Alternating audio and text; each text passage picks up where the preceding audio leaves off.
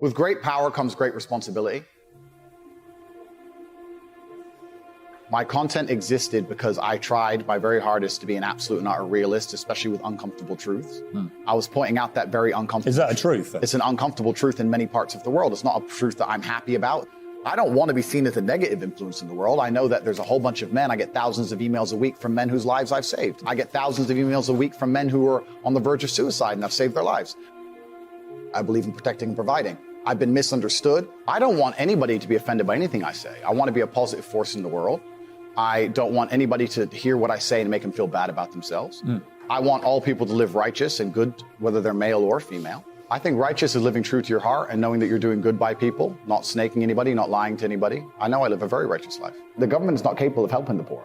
And this is why it's so important as a person you take personal responsibility and understand you're living in a world where the matrix can be cracked, you can make a bunch of money, but you need to take responsibility and do it. I refuse to accept that there are people out there who cannot become happy, contented individuals. I refuse to accept we live in a world where God has created people who, no matter how hard they work and how good their life becomes, can't be happy. I don't accept that. I accept that the universe is a very giving place and that God loves all of us. And if you try your best and you work hard, you can become a better person. I'm telling the younger generation that if they don't get up and work hard and make sure that they're important, that the world's not going to give a about them. 99% of my content was aimed at men, telling them the truth, saying that as a man, you're born with no inherent value. You have to become important. You have to go through some pain or go through some suffering to make people care about you. Otherwise, you're not going to matter. As a dude, if you walk into the party and you've put no effort into your life, nobody gives about you.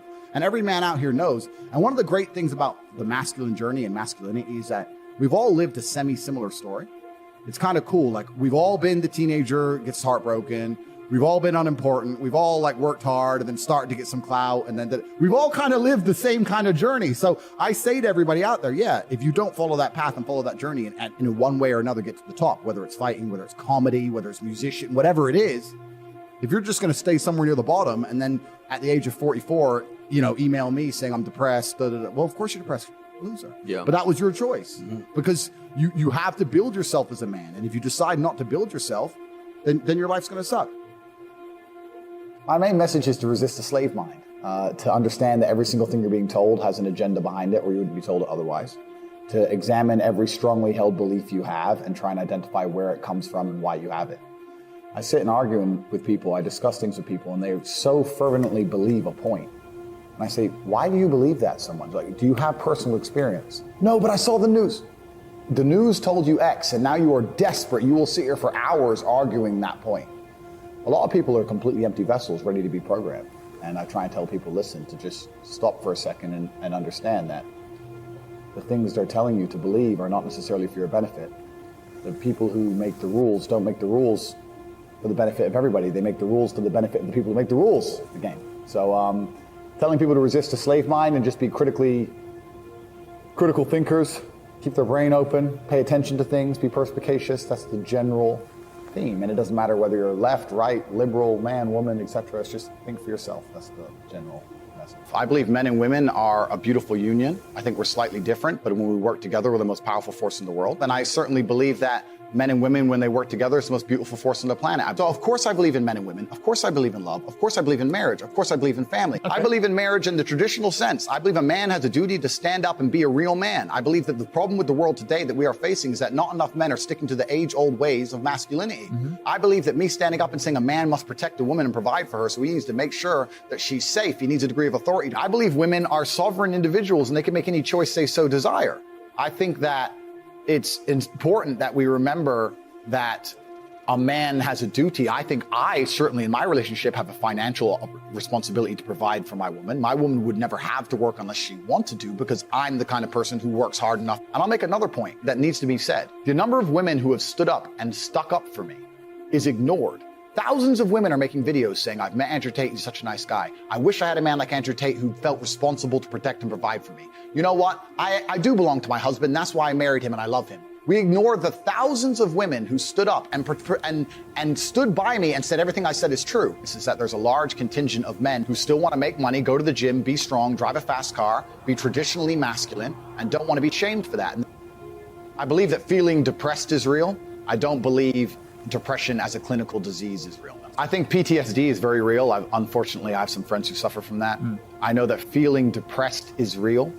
I believe that the number one power you have against these things are trying to take control of your own mind and affecting your own life.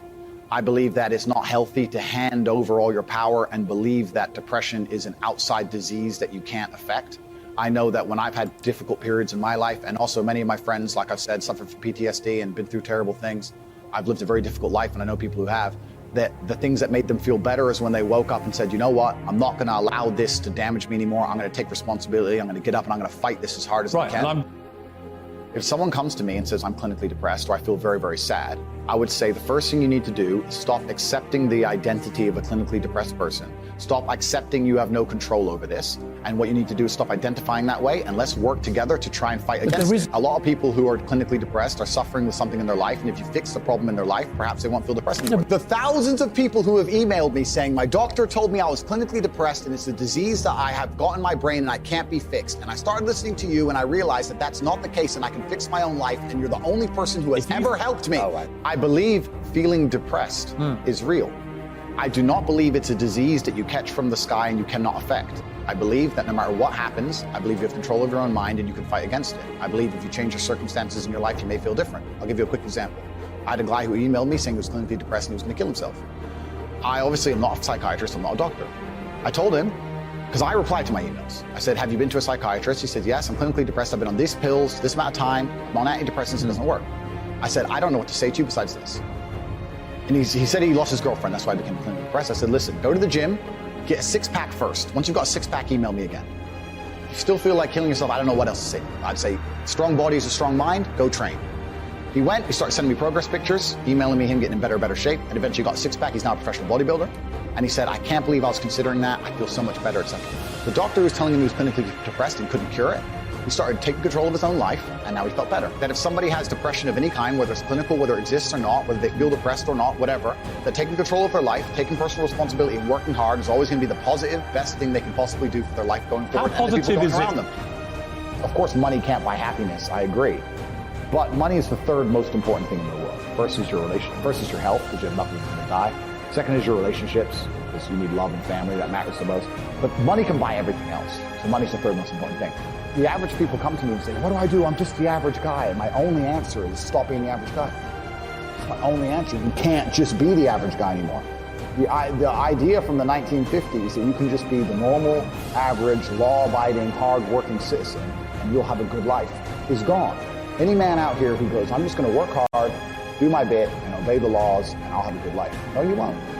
No, you will not. Just doing your job is never going to make you rich, because you're just going to be taxed into infinity and you're going to stay broke. So just obeying laws and doing your job now has set you up to be a peon, a slave for eternity. You have to get yourself in a position where you're making enough money. You don't know what to talk about, then you don't understand money. So go learn how money works. Learn how a bank works. Go sit on YouTube for free. You don't just pay 50 grand in 4 years at a university. Go sit on YouTube and understand money, banking, or the real estate market, any of it. Understand the last housing price crash, why it happened, understand mortgage rates and how that's affected by interest rates. Understand it, and then go sit with someone else who understands it and talk about it. People should, even if they haven't got a penny in the world, should be going to these meetings about real estate, about investing, especially if it's cheap. They should go. Just meet other people who at least have money. Have conversations about money. Talk about it. How are you going to get what you don't talk about? And yes, the cycle of precipitation, right? So a cloud comes, it rains, falls down to the ground, it goes under the ground, whatever, goes into a stream, it moves into the stream, goes to the ocean, evaporates again up to the cloud, goes somewhere else, falls down again. Always moving. That's how money is. People think that money is in these large, stagnant pools, hidden money is constantly moving all the time.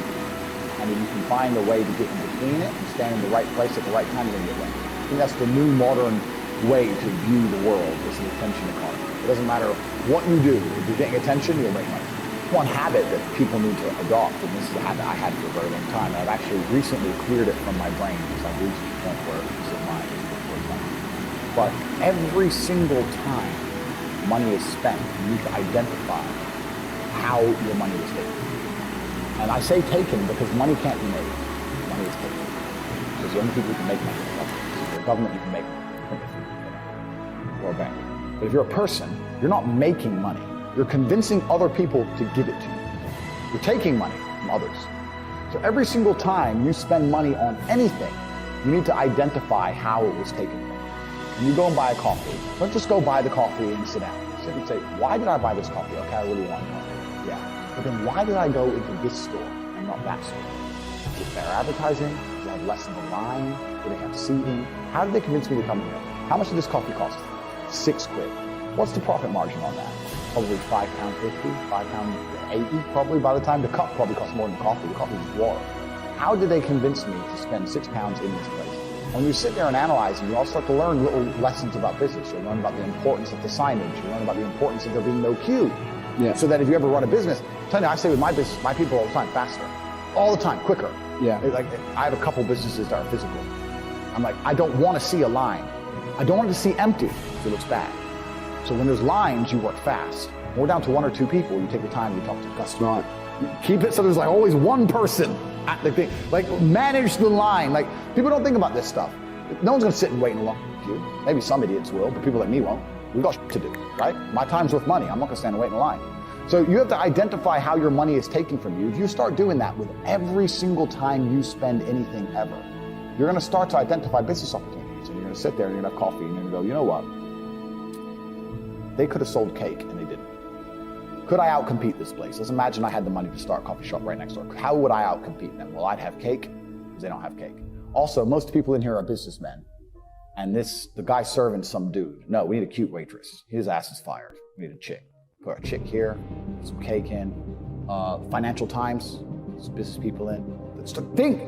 People don't even think about this stuff. They don't use their brain ever. They don't ever look around and realize how they're spending their money. They don't look around and look at which businesses are successful. They don't look around and pay attention to anything. They don't look at the world and all the things that are happening and how it can benefit them. None of it. They don't look at any of it. They're too busy following the circus. This is why it's clown world.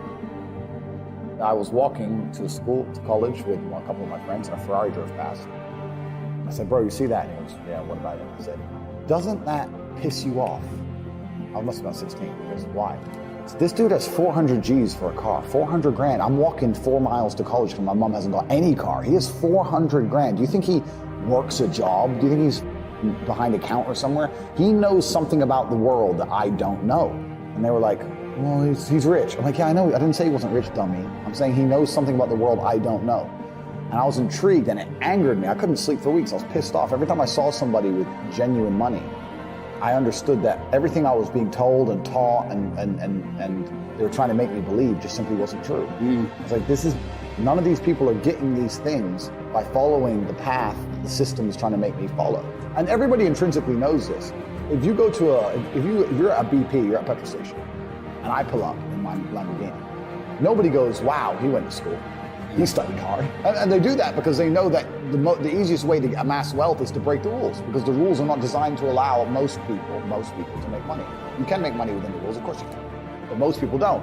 Most people who follow the path work, consume, die. That's it. So I always knew the same thing as you, and I knew there had to be another way. I knew that just working for money was a paradigm that wasn't true. And then you understand making your money work for you, and you understand delinking your time from money. You start learning to understand these things, but eventually you build a system, and you build an ecosystem like me. I have 60 or 70 people work for me all around the world, and things just happen and money just kind of appears as long as everything's well organized. I mean, in my experience, like, imagine if I didn't have all this money and I had to go get a job again, I'd get a sales job, because I've always been a salesman.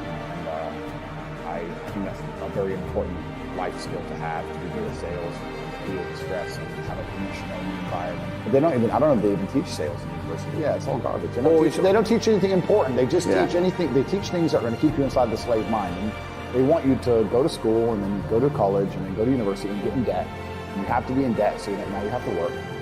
And you're working and you're in debt, and then they want you to take on more debt if possible in the form of a mortgage, which a lot of people do, which we can talk about today. And then you're in debt now, and once you're in debt, you can't really quit your job, and it's very difficult for you to leave the country. And now they can hold things over you. That's the goal. It's all about control mechanisms, and the system is very well designed to make sure that people are conditioned to obey. It's very hard for the average person to say no to anything. Unless you have millions and millions and millions of dollars, it's very difficult to even have an opinion on subjects. That's the thing about being a man, and that's what I was saying to the kids. It's like, look, you need to get up, and it's going to be very, very difficult. The world's getting harder and harder, especially for men. It's all clout, it's all status, there's no way you're going to matter unless you get up and you work extremely hard. Should young men aspire to work very hard, have no criminal record, become multimillionaires, protect and provide for the women close to them, be sovereign so they can stand up and have their own points of view in face of cancellation, be able to not be mentally intimidated when they go on national TV and there's traps set up for them? Yeah, I believe that confident, strong men who stand up and protect and provide for women are a good thing for the world and a good force for the world. And I don't think that I put a magic spell on anybody. I think there's a whole bunch of men in the world who understands my value. And if men grow up to be like me, you're gonna have a whole bunch of people with no criminal record, dedicated athletes, who protect and provide for the people close to them,